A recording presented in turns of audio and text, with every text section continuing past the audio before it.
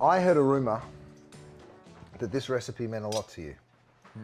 And I'm going to make a small adaptation while still doing it justice.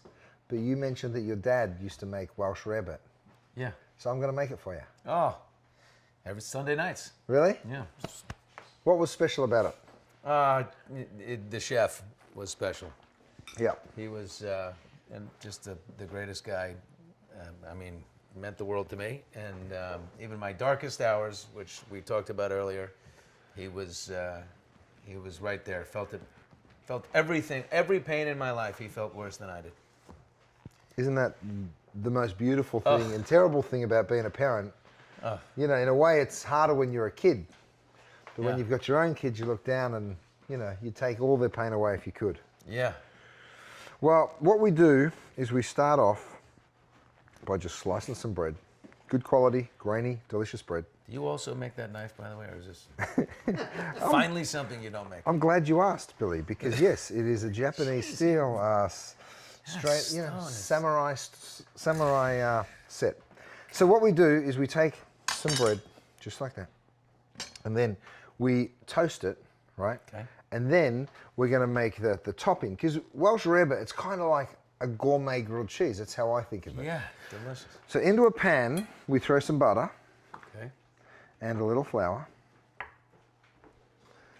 And we make a roux, right? So it's just sort of, it's a French term, but it's just equal parts, butter and flour. Okay. You cook those two things down, and then we add cheese, a little Worcestershire sauce, some chives, some mustard. A little cheddar, right? Little cheddar. Beautiful. Make sure. Yep. But sharp. I'm going to do something radical. Okay. I'm going to spread it with just a tiny little bit of my country spread. Australian people with this thing? Vegemite. Vegemite. Mate, just go with me. I'll make you one with, I'll make you one without, and you can be the ultimate decision maker. But I think it's actually, it sounds terrible, but it's a yeast extract, Vegemite. No. Okay. I trust you. But very, very strong. See, it's already been used. It's not like I just bought this for the show. Oh, yeah. Oh, okay. So good. So what we do is first we make this sauce, butter and flour, and then I've warmed up a little bit of ale, a dark beer. Okay. Nice. Or like a Guinness or, you know, one of those black beers. So that's what's going to give it a little bit of flavour. Okay. I'm going to toast my bread. And you guessed it, Billy. Oh, man. You're selling that too. Yeah. It's just... It's all available, Billy. I am going to find something in here that you're not selling yet. And I'm sure when I do find it, you'll start selling it.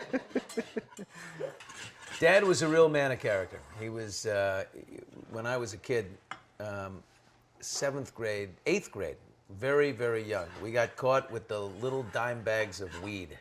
Oh. 8th grade. I mean, this is way too young. But we didn't know what we were doing.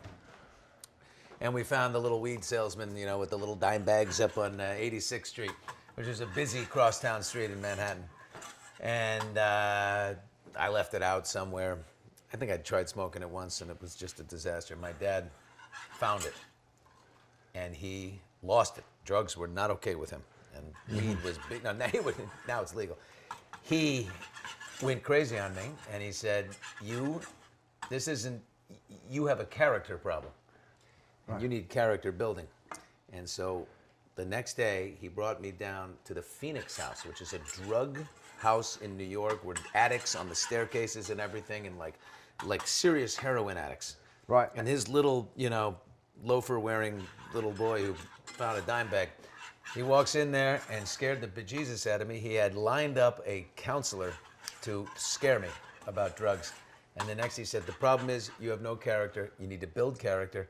So every day, after school and sports and soccer, whatever it is, you and I are going to go running 3 miles together.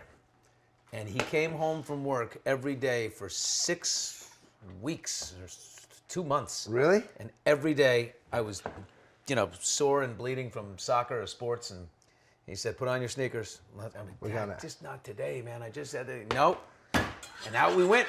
And the two of us, I swear to God, I think it's because he was forcing himself to work out. But anyway, he took me. He said, we're building character, darn it. And he and I ran 3 miles together every day and never touched the stuff again. Smart man. Until college. All right, so you cook that until it goes lightly brown. Then we add the beer. And I'm going to quickly check on my toast. Oh, my gosh. It's looking good. So what did you just, that's just butter, flour, and beer right now. Butter, flour, and beer. The Flour, three beer. essential food groups. Okay, butter, flour, and beer. Look at that come together. You will give that a little Beautiful whiskey constitution. Look at that. Yeah. Right? Looks like Vegemite. Smell it. Smells a bit like Vegemite. That's what made me think that of the smells Vegemite. good. Right, and then you add a little bit more flavour. So I've got a little Worcestershire sauce. Oh, yeah. I've got a little mustard. Yeah, some Dijon. Little Dijon. And then you throw in the cheese. Oh, buddy. This is great. This looks so delicious. Look at you. Isn't that good? Right, so then you can kill the temperature or turn it all the way down low, because once the cheese goes in, you just kind of want it to melt. You don't really want to cook it.